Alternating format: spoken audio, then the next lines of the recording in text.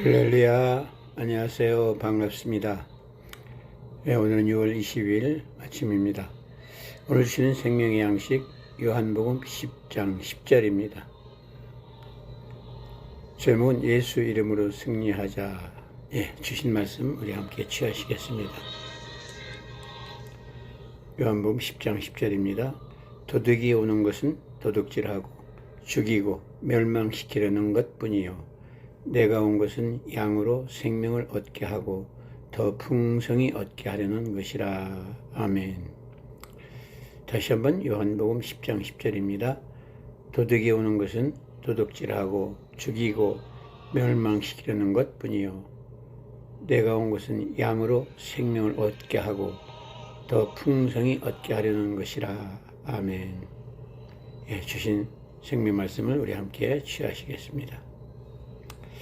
오늘 본문에서 도둑이 오는 것, 도둑질하고, 이 도둑이라는 것은 즉 마귀를 의미합니다. 사탄.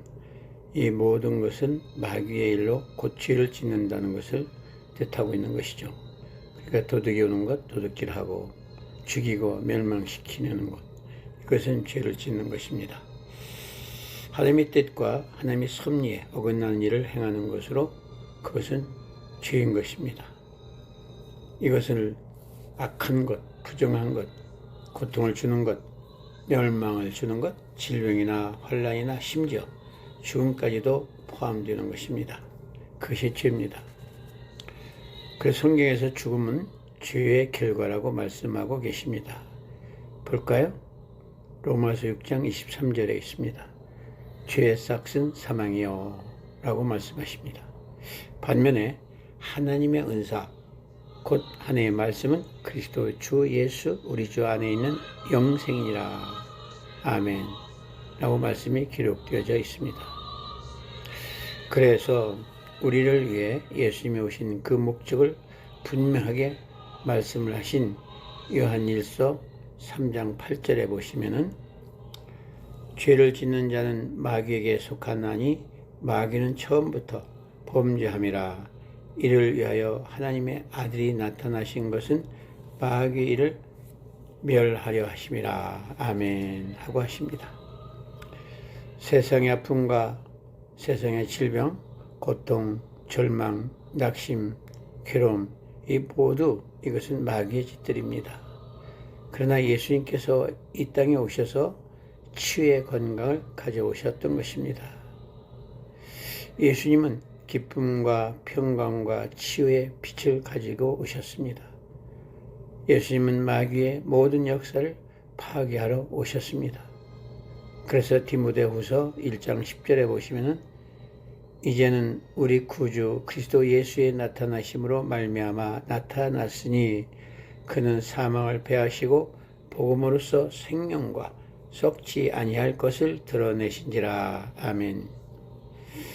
그리고 제자들을 통하여 예수님은 마귀들을 전멸시키셨던 것입니다. 사랑하는 여러분, 사도행전 10장 38절에 무슨 말씀이 있을까요? 사도행전 10장 38절 보겠습니다. 하나님이 나사렛 예수에게 성령과 능력을 기름 붓듯 하셨음에 그가 두루 다니시며 선한 일을 행하시고 마귀에게 눌린 모든 사람을 고치셨으니 이는 하나님이 함께 하셨음이라. 아멘. 이와 같이 제자들에게 가르치셨던 것입니다. 할렐루야. 하나님을 찬양합니다. 그러므로 여러분, 여러분에게 마귀의 역사가 자신에게, 가정에, 가족에게, 여러분의 삶 가운데서 나타나게 된다면 염려하지 마시고 예수님께서 다 물리치셨던 것들이므로 예수 이름으로 떠나라고 선포하시길 바랍니다. 여러분의 인생의 삶 가운데 모든 일에 있어서 사탄과 마귀가 어떤 역사를 일으킨다 하더라도 허용해서는 절대 안 되는 것입니다. 왜냐하면 히브리서 2장 14절에서 15절에 그렇게 말씀하고 계십니다. 히브리서 2장 14절과 15절입니다. 자녀들은 혈과 육에 속하였음에 그것 또한 같은 모양으로 혈과 육을 함께 진심은 죽음을 통하여 죽음의 세력을 잡은 자 곧 마귀를 멸하시며 또 죽기를 두려워 무서함으로 한평생 매여 종노릇을 하는 모든 자들을 놓아주려 하심이라. 아멘. 그래서 예수님께서 이 땅에 오셨다는 것입니다. 이 말씀은 이미 완성된 말씀이 되는 것입니다. 그러므로 예수님은 여러분을 대신하여 행하신 승리를 예수 이름으로 집행하시기만 한다면 승리하는 것입니다. 아멘. 사랑하는 여러분, 예수님의 이름은 권세를 가지고 있음을 믿고 사용하시길 바랍니다. 빌립보서 2장 9절에서 10절에 보시면은 이렇게 기록되어져 있습니다. 이름으로 하나님이 그를 지극히 높여 모든 이름 위에 뛰어난 이름을 주사 하늘에 있는 자들과 땅에 있는 자들과 땅 아래에 있는 자들로 모든 무릎을 예수의 이름 앞에 꿇게 하시고. 아멘. 예수 이름이 이렇게 굉장히 강합니다. 그래서 어떤 일이든지 예수 이름을 사용하시게 되면 모든 것이 완성되고 치유되고 승리하게 되는 것입니다. 그래서 예수님은 우리에게 법적 권리와 곧 예수님의 이름을 사용을 할 수 있는 대리권을 주셨다는 것입니다. 대리권. 우리는 예수님의 말씀을 대행할 수 있는 권리가 있다는 것입니다. 사랑하는 여러분, 예수님의 이름은 절대적으로 권세가 있습니다. 예수님의 이름은 최고의 통치적 명령이며 또는 영적인 영역의 권세의 법인 것입니다. 할렐루야. 이 영적 통치의 명령은 하늘과 땅과 땅 아래까지 효력이 있는 권세가 되는 것이죠.